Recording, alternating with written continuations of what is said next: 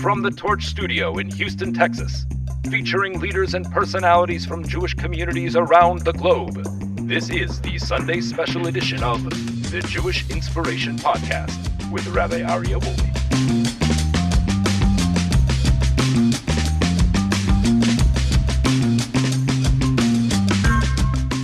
All right, welcome back, everybody. Welcome to the special edition, Sunday edition of the Jewish Inspiration Podcast.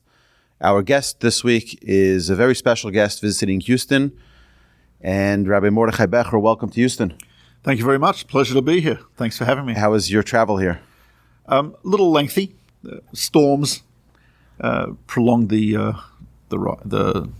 flight by about an hour and a half. We're very, very happy that you're here. And wanted to start with asking a little bit about your background. Where did you grow up, and how did you grow up? I grew up in Melbourne, Australia, in an outer suburb of Melbourne, not in the central Jewish area, a place called Doncaster. And I grew up in a traditional family. My father, Alav Shalom, grew up in Poland, modern Orthodox family in Poland. He went to college, the war interrupted, etc. So he was traditional after the war, kept put on tefillin. We drove to shul, kashrus. We only ate kosher meat, but it was somewhat lax. And an older sister, 2 years older than me. And my mother came from a non-religious family in England who had moved to Australia just before the Second World War. So we were brought up traditional, but not observant, very Zionist, went to a day school called Bialik College, Beit Sefer Chaim Nachman Bialik, named after the great Hebrew poet who actually learnt in Volozhin. But anyway, and then when I was about 13, it's actually the 50th anniversary of there was a program called Counterpoint, which was run by Yeshiva University. They used to do it in Australia and South Africa. And it was an outreach program. And my sister and I was about 13, she was about 15, went to this program and decided to become observant. And my parents were very happy, went along with it, and we became the first Shomer Shabbos family in our neighborhood. I went to the Yeshiva High School, the Chabad Yeshiva High School. My parents said, wherever you want to go. I said, great. I went there as Yeshiva High School, and I was there till I finished high school, and then went to Israel, to Yeshiva, to Itri, which is where I met your father-in-law. Correct? Yes. Yeah. And I went to Itri after high school, which was a really bit of a surprise, to Itri. It was a bit of a culture shock. I went to Itri, not because I'd heard of it, but before 12th grade, we took a trip to Israel, and I was looking for a yeshiva to go to. I'd heard of 4 yeshivas. I heard of Kfar Chabad, but I'd pretty much 4 years I'd had enough of Chabad, so I wanted to do something else. I heard of Yeshivat HaKotel, where my B'nai Akiva friends went. Merkaz Harav, I knew one guy who went to Merkaz Harav, and Kol Torah, where some Australians went. So I went to Yeshivat HaKotel. The guy who did interviews was not there that day, so that was out. I went to Merkaz Harav. It looked too big for me, and so I left. And I went to Kol Torah, which was a disaster. You have to understand, I was wearing a kippah sruga, knitted yarmulke, hair over my collar, jeans and T-shirt. And I went to Kol Torah. Wow. And they look at me like, what do you want? I said, I'm looking for a yeshiva after high school. The guy, here? I said, yeah. Like I had no clue, no idea. The guy, he says, could you learn a Gemara? I said, no, I don't think so. That's why I want to go to Yeshiva. And that's unbelievable. I said, how's your Hebrew? I said, excellent. I went to Bialik College. I was like, oh God, he's like wincing. He says, where's your father? I said, he's at Bar Ilan University with my sister. This is like all nails in the coffin of Kol Torah. He then says, the only way we could consider you is if you have a very good recommendation from my second cousin in Melbourne, who is a Rebbe at the Yeshiva High School. I said, okay.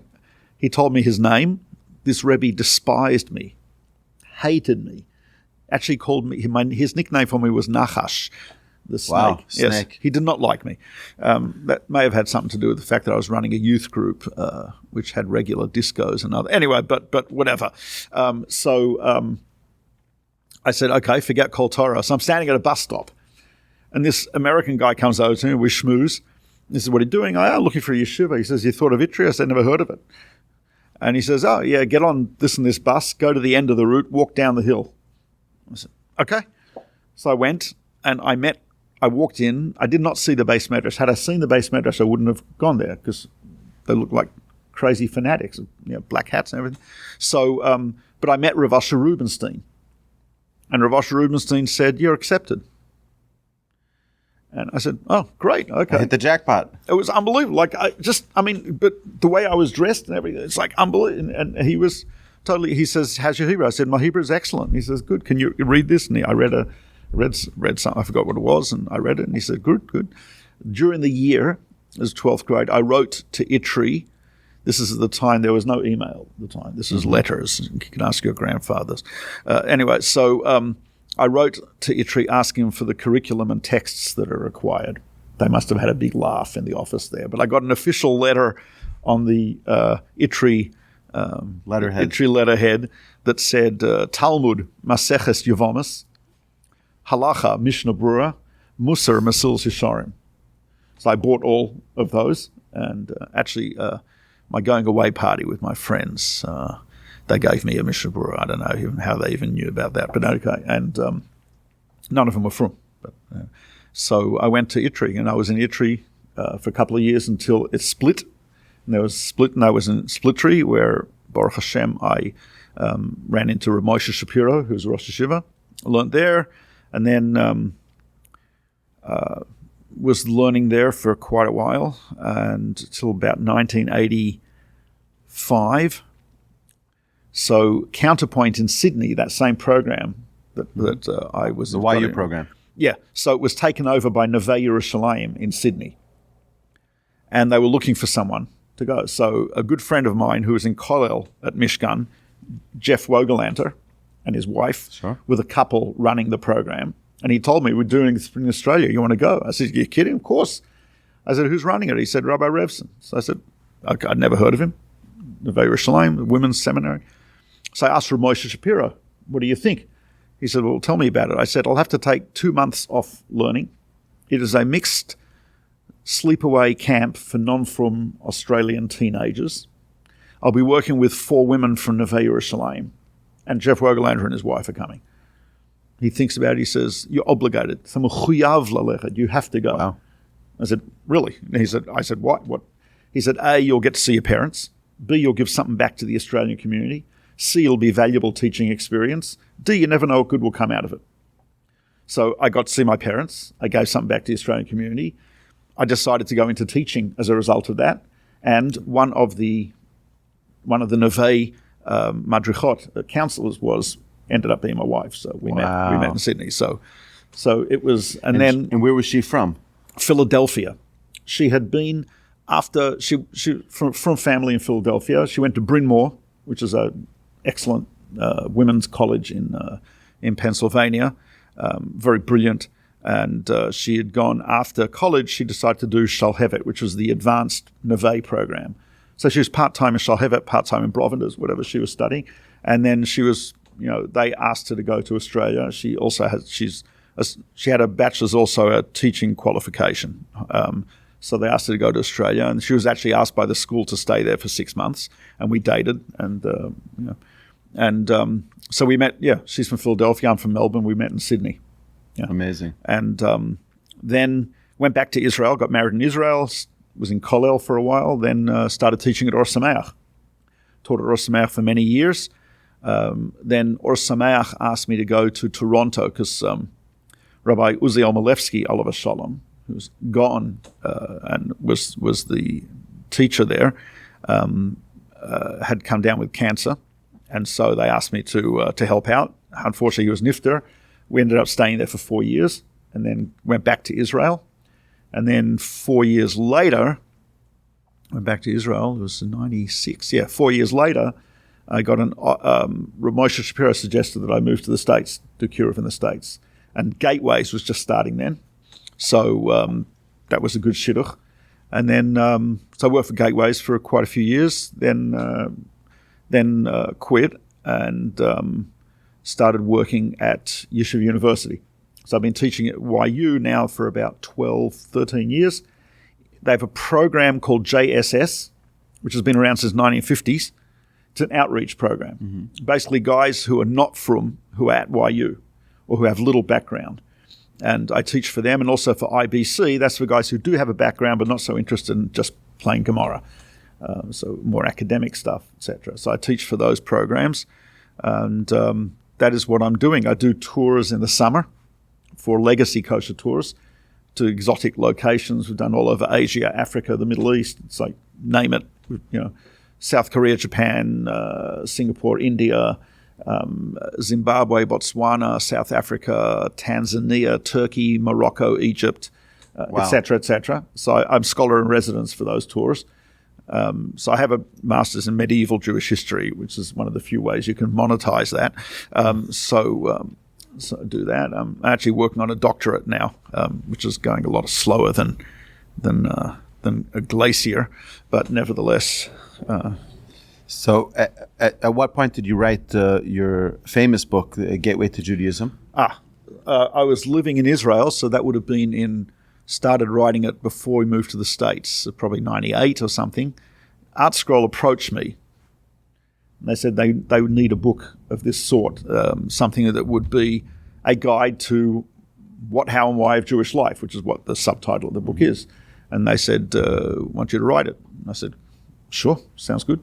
Right? And so I wrote that book. That was, I think it was published maybe 2002. I forgot when. But it's Baruch Hashem. It's been very valuable. It's sold, 40, 50,000, which is, I think, reasonable for a Jewish book. That's amazing.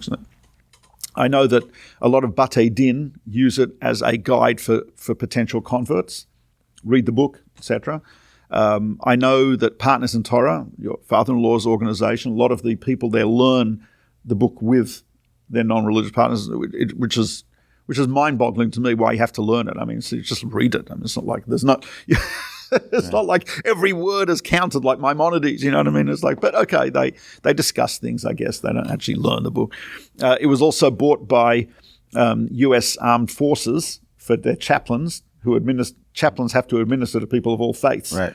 So if there's a chaplain who has to administer to Jews, he needs to know. So United States, I think the Air Force bought a few hundred and the Army, and I forgot who else, but yeah.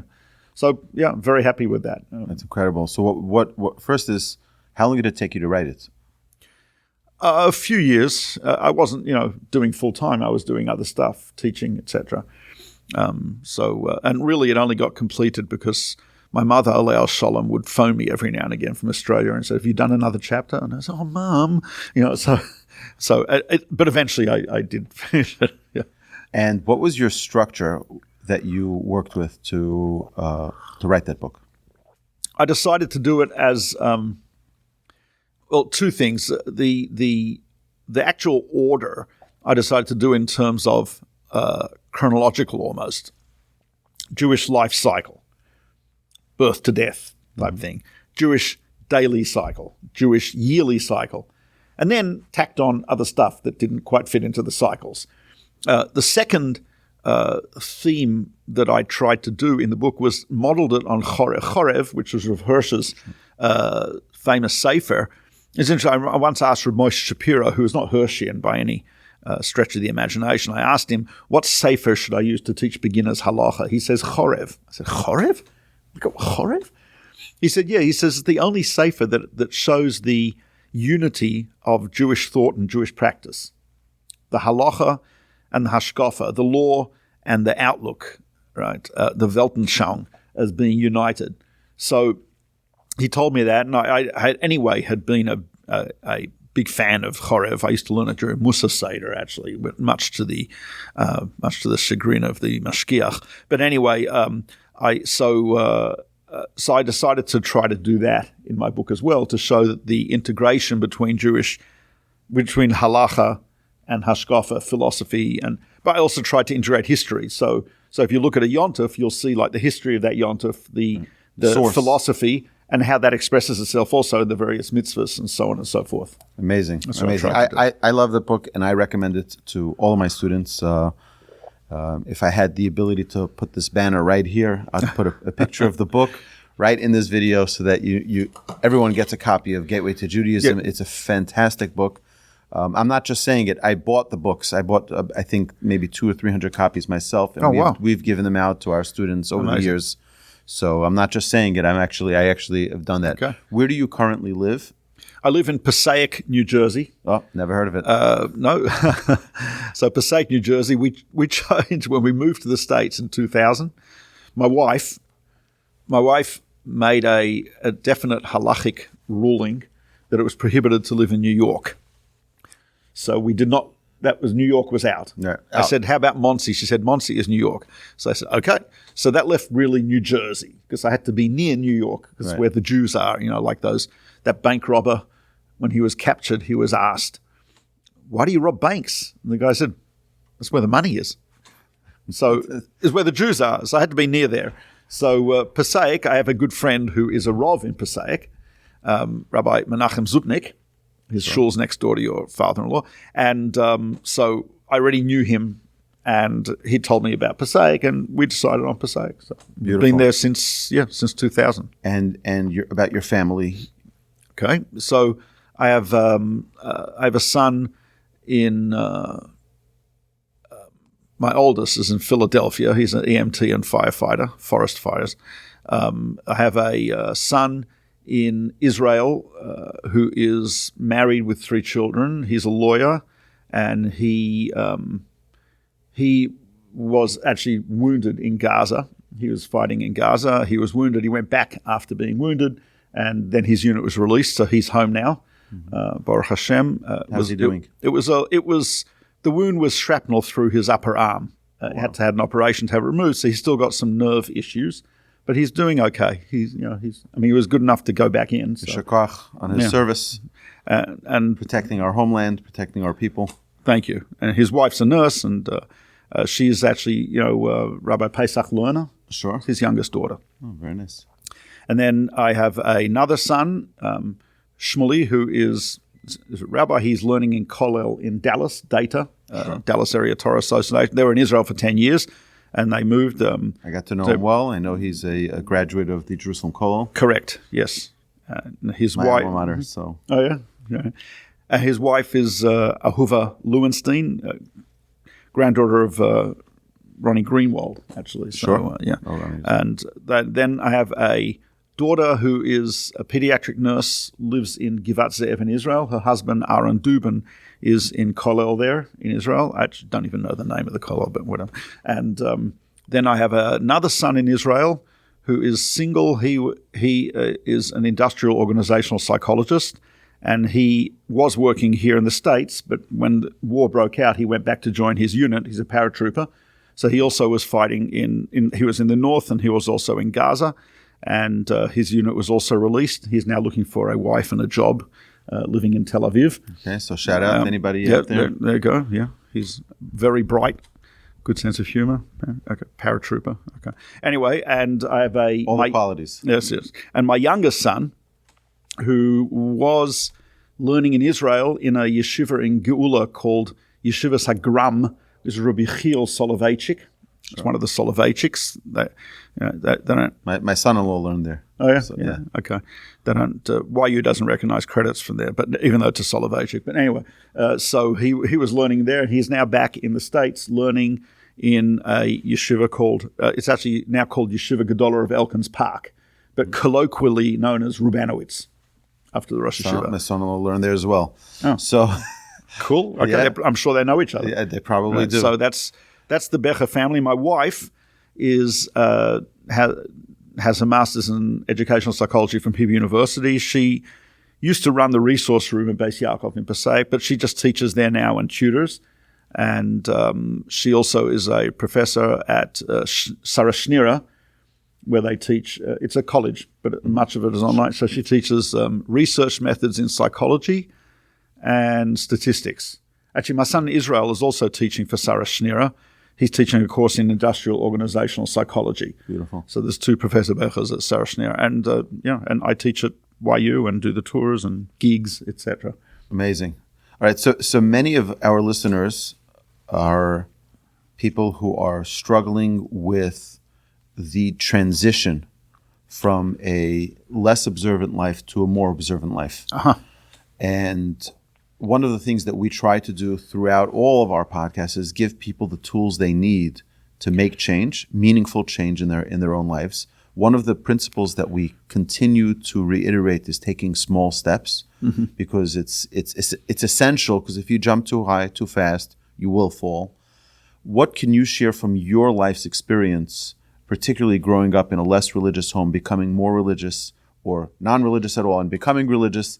What number one can you say as a guide to people, so that, someone listening out in Huntsville, Alabama, or, who may be contemplating making a huge change in their life, what would you say is a good guide for people to help them with their transformation? It's a good question. A few pointers. Any step you take on, try to back it up with knowledge and learning, and study about the meaning of it and the background and so on and so forth. The study of Torah is really the great fuel that drives observance, change, meaningful activities. The more you know, the better. Even if you're not necessarily going to observe everything that you learn, but just knowing is important. And having the basis of Torah knowledge, I think, is essential. So if there's one thing that you would to start with, I would say, is setting aside time to study Torah. That would be a number one. Number two, don't care too much about what other people think about what you are doing. Care about what you feel and how you feel God reacts to it. I just remembered, I recall that when I was becoming observant, I had a pair of tzitzis, because that's the undergarment with the fringes. I didn't realize it was mostly, otherwise I would have used more English in my previous parts, but I apologize. Anyway. So I had it because I had played Tevye in the school production of Fiddler on the Roof. So part of my costume was that. So I decided to start wearing them, right? But I hadn't yet decided to start wearing a yarmulke. So you had the tzitzis, but without the yarmulke. So my sister gave me some great advice, and she's wonderful, and she lives in Melbourne. She has children, grandchildren, etc. And she said to me, the yarmulke is more about what other people think of you. So tzitzis is between you and Hashem. No one else knows. She said, why don't you try that first? I said, that's a great idea. So I think it's the only time in my life I listened to my big sister. But anyway, but I think that's an important point, which is not to worry too much about my label and about what people think. But to just slow and steady. That would be a second pointer. And yes, the third, which is what you pointed out, small steps. And I would think the type of steps that I would choose would be the ones that I have the least resistance to. Do the battle slowly. Okay, just like in martial arts, you attack the enemy where they don't have muscles, their eye, their throat, etc. Right. So here also, the evil inclination has, where it has less power, that's a good place to start the attack, so to speak, and to work on those areas. So, Baruch Hashem, I give great gratitude to Hashem that I've had the privilege of living in Houston almost 20 years now. And I've seen many, many people transition their lives into a life of great connection with Hashem. And everyone has a different turning point, that this was the clincher. This was the thing that said to them, and it might be different for you because you were at a much younger age. I think you said you were 15. 13. Yeah. So it's probably, but what was the thing, and I'm sure you've had over the years teaching in gateways and influencing many, many people with your Torah teachings. What is the clincher? Obviously, everyone has a different something that just lights that fire and says, okay, I'm all in. But what made it all in for you? It's very hard. I don't know if I remember so well, but if I recall correctly, it was meeting people who were bright, who had knowledge of science and contemporary culture, and who were observant and devoted to Torah. I was a bit of a science nerd when I was a kid, and here I met some of these people from YU, who one of them was doing a degree in physics, and there was one who was I forgot, and I was just very impressed by the fact that the Torah, you could incorporate all of that into your life, and it was not a contradiction, and they were able to articulate very well how their understanding of Torah and science was integrated and was not compartmentalized, and that as a 13-year-old, and it wasn't a contradiction. It was not a contradiction. Yeah, that impressed me. Some of the teachers, some of the young counselors who came on the program, Counterpoint, one of them I'm still in contact with, Rabbi Effie Buchwald, very famous. Mm-hmm. Yes, I did. I actually wrote 2 courses for them. One, a crash course in Jewish history, which NJOP does and distributes. I wrote that, and I just did a course for them on Israel. It's called Israel on Our Minds, which is 3 classes: Israel and the Judaism, Israel and the Jews, Israel and the world. So I saw him when I gave those classes in the Upper East Side. Who else was there? It was Joseph Telushkin, and there was also Avshalom Katz. You've heard of the famous singers Shlomo Katz? Sure. Their father. Wow. It's the first time I heard Carlebach music. That was actually, you know what? I got to say, that was also significant for me. That prayer could be so beautiful and joyous, and the songs, literally, I felt my soul soaring with Avshalom Katz's Carlebach's music and stuff. And that was something impressive to me. It's not like I didn't like that. I was okay with prayer, and I understood it because the Hebrew was pretty good. But the singing, that was incredible. That also made a big impression on me as well. It's amazing. I've seen so many people who have been completely transformed in their life from their exposure to Shlomo Carlebach and his music. So this is another powerful story. So what's one thing that if you can bring back from your childhood today to your grandchildren, to this generation, that you'd say that I want to bring that, I wish that was back here?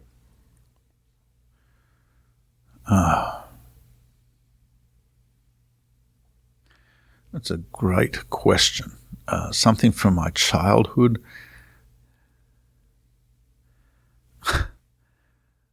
I think there's not enough of just free play and free time.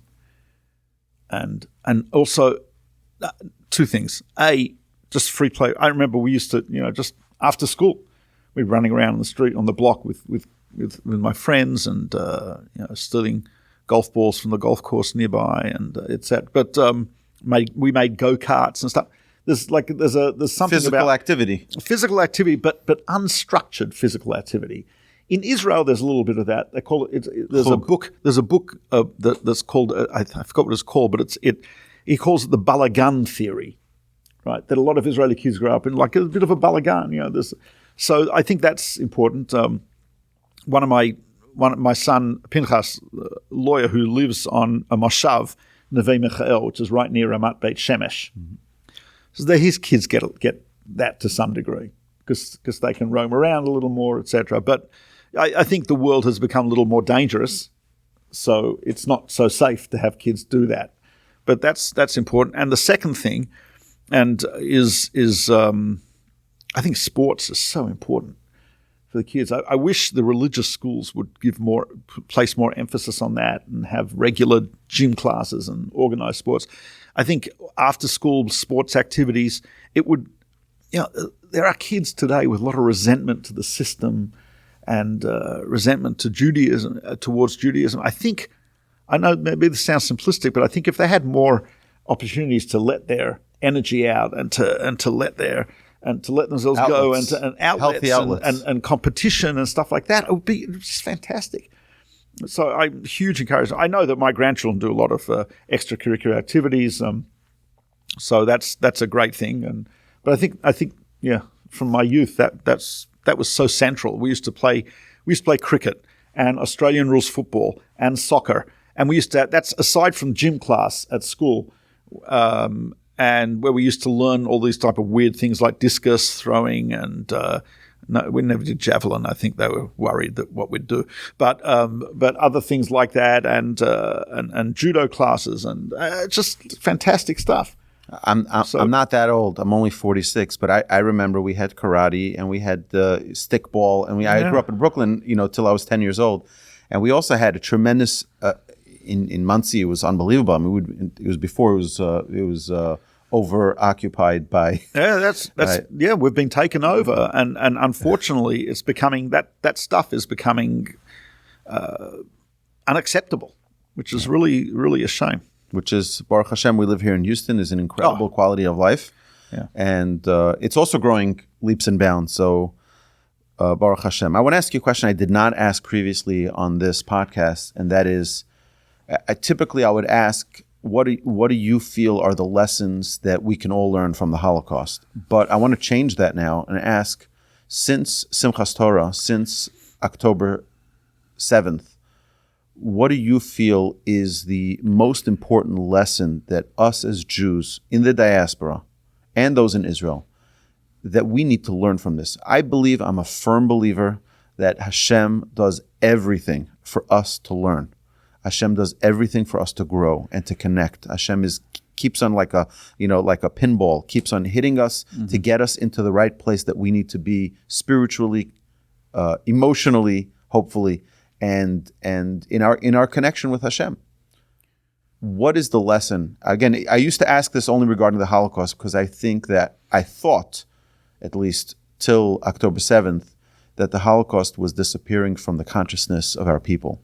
And I felt, as a father, that it was important to constantly introduce my children to the calamities of humanity. And today we've seen it on October 7th. So what do you think is something that we all need to take? I met yesterday, a very famous Israeli singer. He was at the wedding that I was at. And I went over to him after. I said, we need more songs on Achdut, on unity. More songs. This is what we need. We need to have our people united as one. That's one of the important, I think, probably the most important, but I don't know. I want to hear what your opinion is. Yeah, well, there was a rabbi, Chazon Ish, once said that people think you need prophecy to know the future. He says you need really prophecy to know the past as well and the present. So this is way beyond me, but so subjectively, lessons that I feel that I can learn from is that yes, is number one, to emphasize that which is in common amongst the Jews, not to emphasize our differences, and to seek that type of unity. I think that's really so central. We did experience a lot of that. I mean, just the experiences of my family and my sons during the war, people reaching out to them and to us, and that was incredibly powerful. And that's, I think, I agree with you. I think that's probably the most central lesson is that Jews should look at each other without labeling and without division, and just to try to get. Doesn't mean I have to agree with what someone is doing or says, but I have to love them as a fellow Jew, and that's I think one of the central lessons. And I think another one is that don't.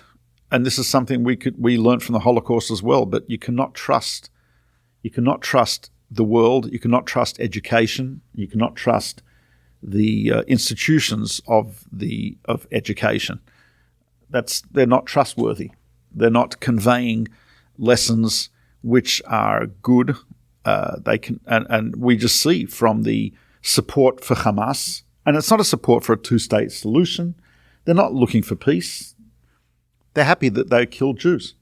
And that level of hatred, animosity, and evil is something which, there are some who would argue that that while it's not on the same scale as the Nazis, but the level of evil that we have been confronted by in terms of Hamas is worse in the sense that, and Douglas Murray has pointed this out and is one of my heroes, but is that Hamas feel no remorse, they feel joy, they celebrate, the Gazan citizens celebrate, they celebrate the death, torture, rape of Jews, and the world celebrates with them and rewards them. So we cannot rely on the world. We cannot trust the world. We have to rely on God. Do we have friends out there? Yes. Right, there are friends of Israel, friends of the Jews. Few and far between, but there are. But I think the only thing we rely upon is Hashem, is God, and our own people.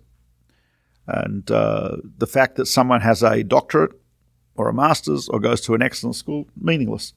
I wrote an article about this for Aish on their website, but I pointed out that I think it was a third of the participants in the Wannsee conference, which was discussing the final solution, the Nazis' final solution of the Jews, a third of them had doctorates.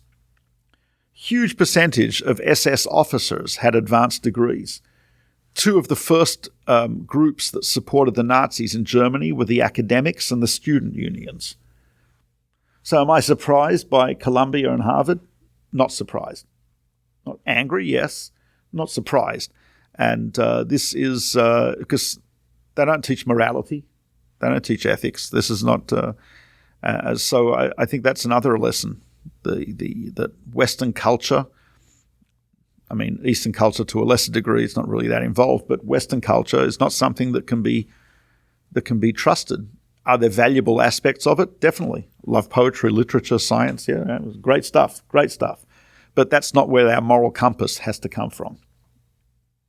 So one of the greatest gifts we have is the ability to forget things. So we're able to live a day. If we did something that's embarrassing, we're able to move past it because we forget things. But one of our biggest challenges as a people is that we forget things. And, that's why I introduced this, that I don't think that the Holocaust is on the consciousness of our minds or our children's minds, and I don't think that we need to live in a dark time. We have to move forward and we have to advance to a new world. Yes, but what's going to be with the next generation? Like my children don't even know what September 11th was. Mm-hmm. And every time I go to New York, I try to talk to them about it and say, over here, there were these two enormous buildings and, evil people came and murdered over 3,000 people on that day. Mm-hmm. And I try to bring it to their consciousness so they know something and they feel a connection. Our Holocaust, right? I have no living grandparents now, but 3 of them were survivors. 2 were in Auschwitz. 1 was in the Kovna ghetto. And I want my children, I want my grandchildren to understand those dangers that you just mentioned. What do we need to do to ensure that the future generations don't live in an oblivion where they think that everything is kumbaya and it's just, in a way they're reminding us here. Look, I'm not so sure if that's such a problem now. But I will tell you, I grew up in Melbourne. In Melbourne, my parents' generation, probably about 80% were Holocaust survivors. Many of my friends, I would say probably most, I don't have data, I just have anecdotal evidence, but I would say most of my friends didn't have grandparents. I didn't. I had 1 grandparent. And so we were very aware of the Holocaust. But I think there's a bit of a danger. The danger is that the Holocaust becomes central to Jewish identity and belief, which I think is problematic. When I go to some dinner, happy event, Siyum Hashas, etc., Holocaust is mentioned continuously. I said, what? It's a downer, right? And B, it's not a sanctification of God's name. It was a chilul. It was a desecration of the name of God, right? If anything, it's a huge problem philosophically and theologically. It's not like I still cannot understand people who go to Europe and they come back inspired. I don't get it. But okay, that's my personal quirk. But I came back angry. I didn't come back inspired. Exactly. Yeah, I think there's a danger. You go to, let's say, Barnes and Noble or any bookstore, and you look at the shelf of Jewish books. The majority of books are about the Holocaust. That's tragic. Judaism is not the Holocaust. I spoke. There's a museum in New York called the Museum of Jewish Heritage, and they haven't asked me back because I started the speech by saying this is called the Museum of Jewish Heritage or Living Jewish Heritage. I said 95% of the museum is about the Holocaust. I said, is there not more to Jewish heritage than the Holocaust? Had the Holocaust not happened, we would have no Jewish heritage. We have thousands of years of wisdom and philosophy and spirituality and mysticism and poetry and literature. And the Museum of Jewish Heritage is the Holocaust. Come on. Right? So they didn't like that. It's also the Holocaust is dealing with the past. We have to deal with the future. Of course. It bothers me. There are many rabbis out there who, if the Holocaust hadn't happened, they'd have nothing to talk about. So I think I want to take a little bit of a contrary view. I think we need to remember it, and it needs to be taught in schools. On the one hand, but on the other hand, I don't think we should make it a central component of Judaism. Judaism is beautiful and wonderful and joyous. And we shouldn't, in our minds and the child's mind, Judaism should not be associated with the Holocaust. Part of it also is the Eurocentricity of a lot of contemporary religious Jewish culture. Is the looking at Europe as the life of the Jews in Europe as the epitome of Jewish life, which wasn't always. There was a lot of ignorance. There was poverty. There was anti-Semitism. It was not great. Europe wasn't great. No, it was not like. So, segueing into something that is central, that should be central in our lives, Shabbos. What would be your encouragement to our viewers, to our listeners, about undertaking a step in their Shabbos observance? I think Shabbos is, and as famous quote from a Jewish poet, more than the Jews kept the Shabbos kept the Jews. Nothing could be more central in Judaism, and that is considered so central that Jews were identified by observance of Shabbos. Denial of Shabbos was a denial of Judaism, and so it's so central. But it's also from a purely sociological and psychological perspective, the value of having time where I'm not getting input from social media, from electronic devices, etc. My mind is not full of static. Right? I'm able to actually think, to have a conversation with my family and friends without being interrupted by bzzz, etc. That is the greatest step forward. If you can do that, if you just want to start Friday night, have the Friday night meal, no phones, no television, etc. And then you can extend that. I think that would be an amazing first step. Right? Amazing first step, because it just will, and it's not me, I mean, Jonathan Haidt and others and Schreier, many researchers in the areas in psychology and sociology have demonstrated the negative effects of our total immersion in social media and our phones, etc., to the detriment of personal relationships, to the detriment of even being able to pick up on body language and social cues and so on and so forth. I think this is really one of the most central things. And, when you don't drive, just walk places. It also takes you out a little bit of the whole, time. Shabbos is not a time where during the week, a lot of the time we're in competition with each other. And we're in a state of tension. There's tension between body and soul. There's tension between myself and other people. And there's tension between the human being and nature. Okay? You see a nice flower, you pluck it off the tree, right? You step on an ant, no big deal, right? Pollute the world, okay, right? So there's tension between us and nature. There's tension between myself and other people because we're all competing, right? Slice of the pie, Malthusian struggle for survival, etc. a la Darwinism. That's all true, right? And that's all there during the week. The parking spot, the lane, etc. And between body and soul. On Shabbos, you can achieve harmony in each area. The laws of Shabbos are designed that we don't mess with nature, just leave it be for 1 day a week, leaving aside the reduction in carbon emissions by 1/7. I shouldn't say that I'm in Texas, but it's like carbon emissions is a mitzvah. But anyway, there is that. Secondly, between myself and other people, because again, we're not competing either economically on social media for parking spots, nothing, just being. And between body and soul, because on Shabbos, as you know, it's a time where we both enjoy physically and spiritually, and they work together. You have a Shabbos meal is not just a bacchanalian orgy of food, although it's sometimes, but there's also a spiritual component, and we don't only sit in the synagogue, say psalms all day, right? The Puritan Sabbath, right, etc., and no drinking, but we do both. Mm-hmm. And I think that's so healthy to have that time where you're in harmony with people, with nature, between body and soul. And I think a fantastic first step to that would be something like the voluntarily giving up some of those technological components that do make life easier and more enjoyable. And more enjoyable, but giving them up will find that you can savor life much, much more. There's someone I know who once put it, Rabbi Natan Lopez Cardoza, he said, halacha is I can't do the accent, he's got a Dutch accent, which is much better than Australian. So he says, halacha is the art of living in amazement.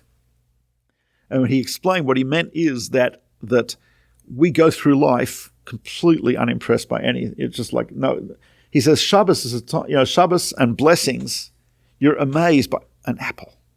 There's a lot of amazement about the apple, right?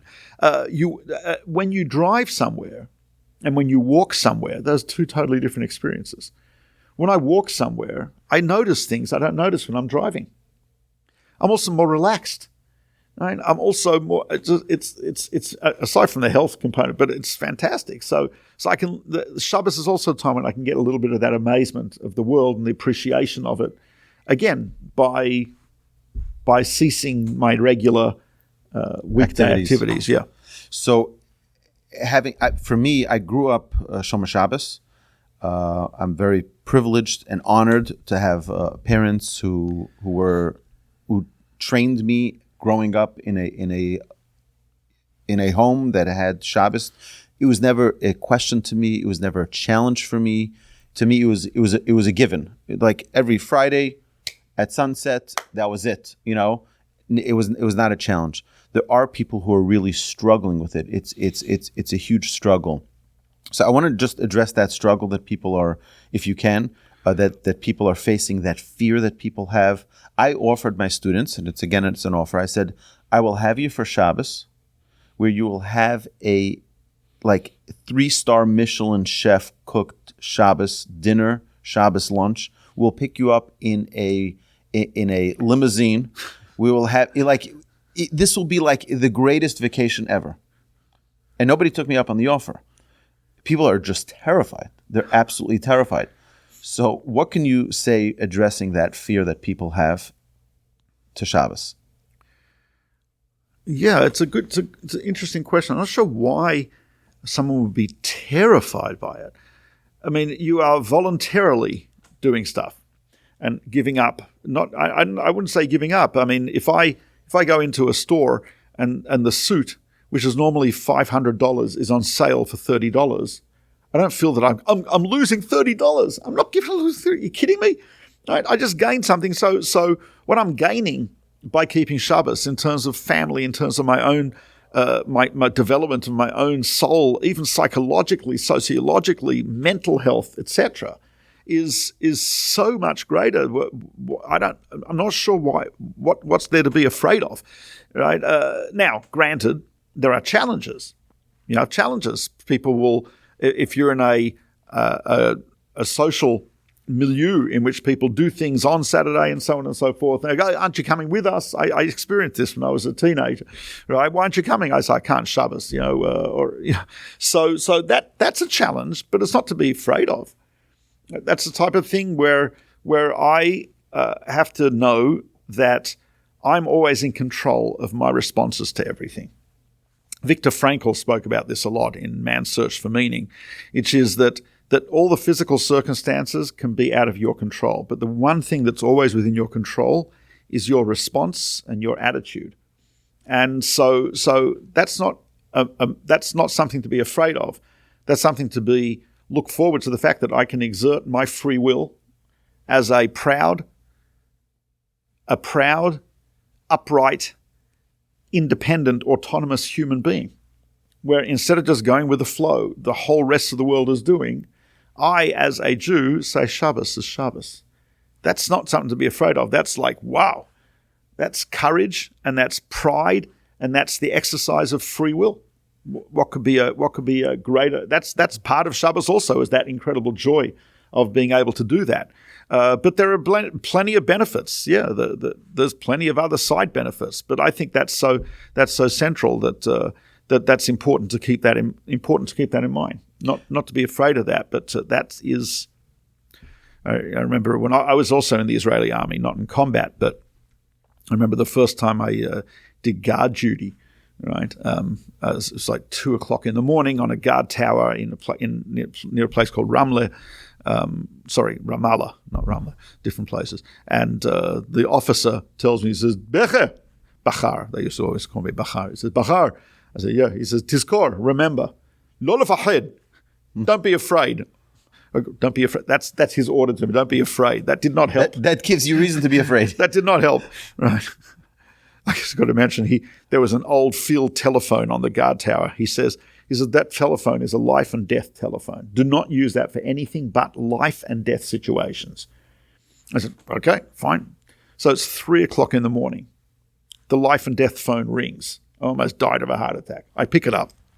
Right. It's the officer. He says, Becher. I said, Ken. He says, you want coffee? I said, yeah.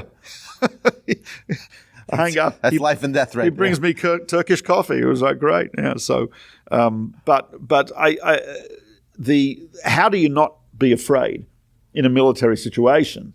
So I just spoke with certain soldiers, including my sons, and is to be focused on what you have the ability to do, your task, your protocols, what you're doing. Right? I'm competent. I can do this, etc. I can't control anything else. But focused on what I can do. Same is true as Shabbos. Focused on what I can do, and I do have that ability, and that's something to be proud of and to be happy about, not to be afraid of. Beautiful. Now, on a personal level, what's your favorite part of Shabbos? What's my favorite part of Shabbos? I would say sitting at the Shabbos table and schmoozing, arguing, conversations, etc. Yeah, so I think that's probably my favorite. I mean, the food is phenomenal and good wine, and I like a lot of the Shabbos davening is beautiful poetry, and I like the Zmiris, the songs of Shabbos. I gave a class actually about the songs of the Zmiris of Shabbos, the history and the philosophy. It's fantastic stuff, and so I do enjoy the songs. But I think even more than that, I think just schmoozing at the table, no phone, all the time in the world. Right, sitting around, it's great. And you get to know your family like in a unique way. That's yeah. And we had some of the best arguments and conversations ever. Right, my kids are great debaters. Yeah, Baruch Hashem. Now, just want to end off with two questions that I typically ask. There are a lot of great things happening with the Jewish people right now. What makes you most proud to be Jewish today? The level of the moral and ethical superiority of us over our enemies and their supporters. You do not see Jews, on the whole, there may be exceptions here and there, you don't see Jews vandalizing mosques. You do not see Jews vandalizing halal stores. You do not see right? You don't see, on the whole, Israeli soldiers, many of whom I know, and as I said, 2 sons, are not out there saying, "I want to kill." They're reluctant soldiers who are doing their job. That shows a superior level of morality, which I am incredibly proud of. Incredibly proud of the level at which the IDF takes care of to avoid civilian casualties way beyond the United States, way beyond the United Kingdom, way beyond any other country, despite all the accusations, the propaganda against us, which is just Hamas propaganda, which Julius Streicher would be proud of, and Goebbels would be proud of. But I'm very proud of that. That's that level of moral superiority and of ethical, just the peaceful, the nature of the Jewish protests, which on the whole 99% peaceful, songs, Israeli flags, American flags, Australian flags, whatever country we're not. Just look at the contrast, the faces. You look at Eden Golan, who is just one of my heroes. That she, at the Eurovision Song Contest, with all the opposition and the security she had to have, and her composure. Right? Again, I'm not, religiously speaking, I'm not happy with the singing. Okay, leave that aside. But the composure, the level at which she did not display hatred, the level and her opponents, the evil level of hatred and vitriol, etc. I just look at that and I say, she's my people. She is my people. And look at how she behaves. Look at how they behave. Right?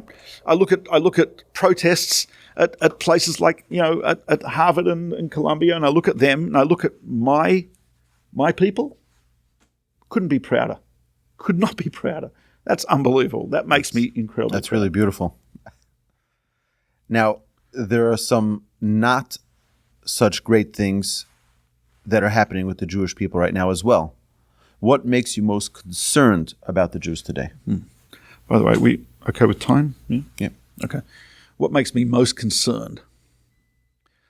Let me see. I think there is not enough unity. I think a lot of people are still into the divisions, and I'm embarking on a project, hopefully, to try to work on that a bit with some friends. But I think that's part of it. Is people live a little bit in their bubbles, and not enough connection to those who are very different from them, very far from them, both geographically far away, but also ideologically far away. I think there needs to be a lot more of that connection. A lot of our schools could do a lot more in terms of that type of unity. I think that's a big problem. I think in the religious world, it's maybe a problem too. It definitely is a problem of divisions. Yeah, I think that's a huge, huge issue. Personally, I've seen a tremendous unity in the religious community, even though you have different Hasidic sectors, you have different Lithuanian, Orthodox, and et cetera, all these different types. I've seen a tremendous coming together. It has improved. Yeah, it has improved. But the fact that you've noticed that and you're impressed by that means that it has been an issue. Right? And I think that's something we need to work on further. It should not just be because, unfortunately, some horrific tragedy has occurred. We're attacked from outside. That's where our unity comes from. It's got to be something we work on all the time, and something which we have to recognize as being an issue to work on. If you can just look at the camera and give a closing remark to what is the most important thing for the Jewish people to know today? I mean, that's way above my pay grade. I cannot to tell you the most important thing. I mean, that's, in your opinion, even that is not that meaningful. But I think as Jews, just to quote Rav Moshe Chaim Luzzatto, the great Italian Jewish Kabbalist and philosopher from the 18th century in Italy, Padua, Italy, he has an essay It's called Drush al-Hakivui. It's an essay on hope. And he says hope is the most central feature of the Jewish people, optimism and hope. He says because a person who believes in God has hope. The person who does not believe in God, person who doesn't believe in the promises of God in the Torah, has no reason to be optimistic. Jews, despite everything we've been through, incredibly are optimistic. Israel is one of the happiest countries in the world. Right? You ask an Israeli, what's the response? Yeah, tov, it'll be good. You ask him what will be? Yeah, it'll be good. Right? Where does this optimism come from? This optimism comes from the fact that deep down, we all actually do believe in God and the promises of the Torah, and hence we do have that sense of optimism. I think to hold on to that hope that God will redeem us, that we have a destiny, that we're going to get to where we're supposed to go, that's an absolute guarantee, and all of history has been leading us towards that final goal of the redemption, and it's not unreasonable. On the contrary, it makes a lot of sense for a Jew to have hope. Just look at our history. We now, if you would speak to someone a few hundred years ago and tell them there's going to be millions of Jews living in Israel, speaking Hebrew, an army that has kosher kitchens, thousands of places of people studying Torah in a land of Israel, they would say, really? Right? Now, not all Jews would say really. Some Jews would say, oh, that means the redemption is coming. And the answer is yes, it is. So hope, tikva, hope, that's the line that attaches me to the future. In fact, the word tikva comes from the word kav, which is a line, as Rabbi Mordechai Becher points out. I think that's what we have to say, that I want to be part of that destiny. I want to be part of that line that leading all the way back to Abraham, who was born in the Jewish year 1948, going all the way through to now the establishment state of Israel in 1948, which we just celebrated a couple of weeks ago, and that leading all the way to the final redemption. You and I can choose to be part of that, or God forbid not. It's our choice, but to be part of that hope, to be part of that line, to be part of that faith community, central. And that's, I think, one message I'd like to leave you with, which is the message of hope and of optimism and of faith. And I can choose to be part of that. And that is always my choice. Amazing. Thank you. Thank you so much, Rabbi Becher. This is a tremendous treat to me and hopefully for our listeners as well. Where can people find you online? Where do you have a podcast, a website? Well, I am unfortunately lazy and I don't have a podcast or a website, but I do plan on one. I do plan on it. But I have a few hundred lectures available on YU Torah. So if you go to YU Torah, you'll see, put in Mordechai Becher, it's my name, and there's a few hundred lectures there, many of them with source sheets, all free. Or if you go to Torah Anytime, and Torah Anytime, put in my name, 300-400 lectures there as well. And so I'm there, but not in my own space. So I have to work on that. But in the meantime, YU Torah, Torah Anytime. All right. Thank you. Thank you so much. Pleasure. Thank you for having me. We're looking forward to having an amazing Shabbos together here in Houston. Amen. You've been listening to Rabbi Aryeh Wolbe on a podcast produced by Torch, the Torah Outreach Resource Center of Houston. We need you. We need partners. Please help sponsor an episode so we can continue to produce more quality Jewish content for our listeners around the globe. Please visit torchweb.org to donate and partner with us on this incredible endeavor.